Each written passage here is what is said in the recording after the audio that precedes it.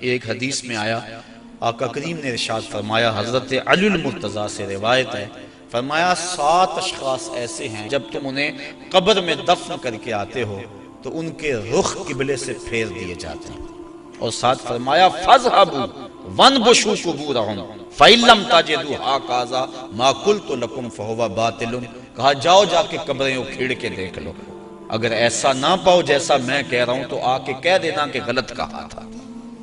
عرض کی قیلا من ہم یا رسول اللہ صلی اللہ علیہ وسلم، عرض کی حضور یہ کون لوگ ہیں کہ جن کے رخ قبر میں قبلے سے پھیر دیے جاتے ہیں؟ تو حضور نے ارشاد فرمایا شارب الخمر و بائع البش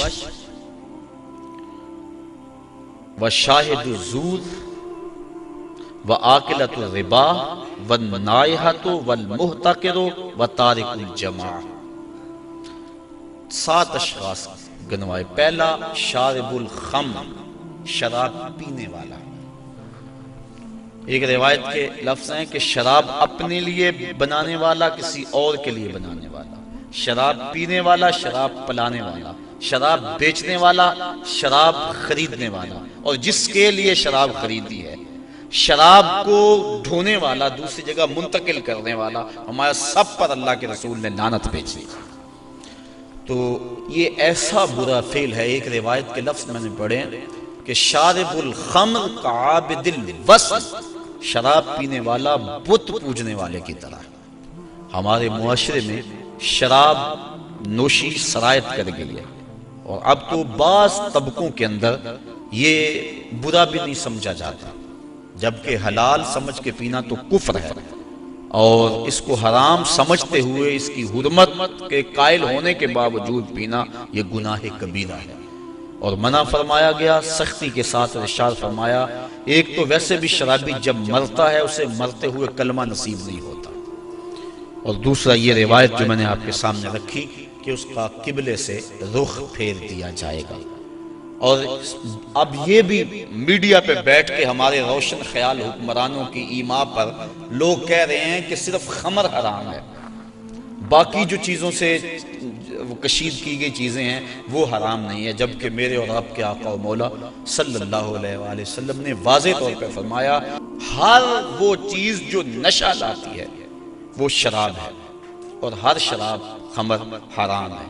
تو وہ نشہ چاہے کوئی بھی چیز لانے والی ہو اس کو شریعت نے واضح طور پہ حرام کر دیا۔ یہ دوسرا بائع البش، جن کے رخ جو ہیں وہ قبلے سے پھیر دیے جائیں گے، تو فرمایا ان میں سے بردہ فروشی کرنے والا، انسانوں کی خرید و فروخت کرنے والا۔ اب دنیا پہ یہ اس انداز سے غلامی کا انداز تو نہیں ہے، لیکن اعضائے انسانیہ کو اب بھی لوگ فروخت کر رہے ہیں۔ آپ روزانہ اخبارات میں پڑھتے ہیں کہ گردہ فروشی کا کاروبار اور مختلف اعضائے بدنیہ کا کاروبار، تو یہ دوسرے وہ شخص جو انسان یا انسان کے کسی عضو کا کاروبار کرتے ہیں، کل جب وہ مریں گے تو ان کا رخ قبلے سے پھیر دیا جائے گا۔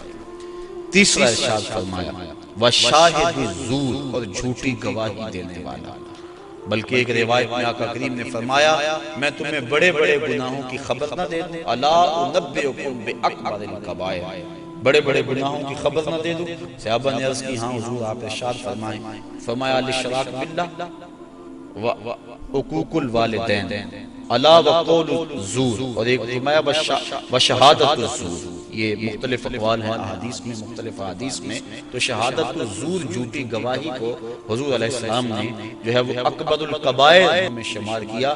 اور چوتھا فرمایا سود کھانے والے، سود لینا، سود دینا، سود لکھنا، اس کی رقم پر گواہ بننا، ان وزر میں فرمایا چاروں برابر ہیں۔ اور ایک روایت ہے صحاح کی، ارشاد فرمایا کہ سود کے گناہ کے 70 درجے ہیں، اور کم سے کم درجہ اپنی ماں سے زنا کرنا ہے۔ اب میں اور آپ دیکھیں اور اپنی زندگی کی راہ کو درست کریں۔ آگے فرمایا وَالنَّائِحَةُ، نوحہ کرنے والی عورتیں جب قبر میں جائیں گی تو ان کا رخ پھیر دیا جائے گا۔ جب کوئی شخص فوت ہو جاتا ہے تو صبر کا حکم ہے۔ آنکھوں کا غم اور دل کا غم رحمان کی طرف سے ہے، ہاتھوں کا اور زبان کا غم شیطان کی طرف سے ہے۔ فرمایا لیس منا من ضرب الخدود وشق الجیوب ودعا بدعوی الجاہلیہ، جس نے گریباں نوچے، اپنے منہ پہ تھپڑ مارے اور جہلوں جیسی باتیں کی، فرمایا ہمارے سے اس کا کوئی تعلق نہیں ہے۔ تو دل غم زدہ ہو، آنکھوں سے روئیں، اس شریعت نے منع نہیں کیا، لیکن واویلا کرنا، کوئی کہہ رہا اللہ تجھے ترس نہ آیا، کوئی کچھ بول رہا ہے معاذ اللہ، یہ کفریہ کلمات ہیں، تو فرمایا نوحے کرنے والے کل جب مریں گے تو ارشاد فرمایا کہ وہ عورت جو نوحے کرتی ہے قبر سے اس کا رخ قبلے سے پھیر دیا جائے، والمحتکر، اور چھٹا شخص جو ذخیرہ اندوزی کرتا ہے۔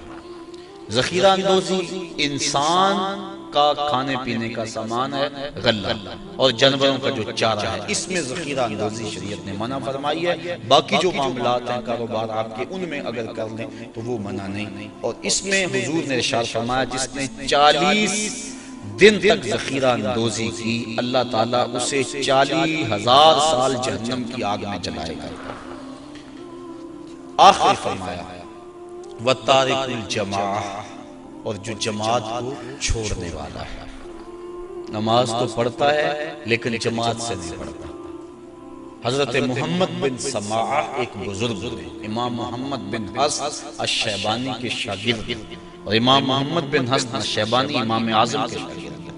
محمد بن سماعہ کہتے ہیں 103 سال عمر پائی، کہتے ہیں 40 سال بیت گئے، جماعت کیا میری تکبیر اولیٰ بھی قضا نہ ہوئی، میری والدہ کا انتقال ہو گیا، بس مصروفیت ایسی ہوئی، صدمہ ایسا پڑا کہ میں مسجد میں آیا، سلام پھر گیا تھا، جماعت ہو چکی تھی، بڑا پریشان ہوا کہ زندگی میں کبھی کوئی تکبیر اولیٰ بھی نہیں رہی، آج جماعت بھی جاتی رہی۔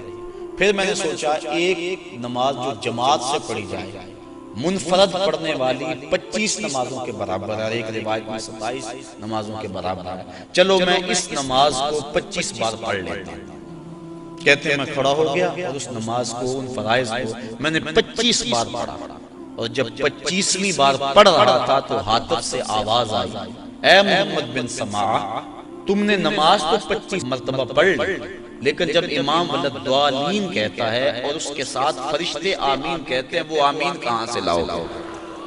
تو کہتے ہیں میں پریشان ہوا کہ میں 25 چھوڑ کے 25,000 مرتبہ بھی پڑھوں لیکن جماعت کی فضیلت نہیں پا سکتا۔ تو فرمایا وَتَارِكُ الْجَمَاعَةِ، اور جماعت کو ترک کرنے والا۔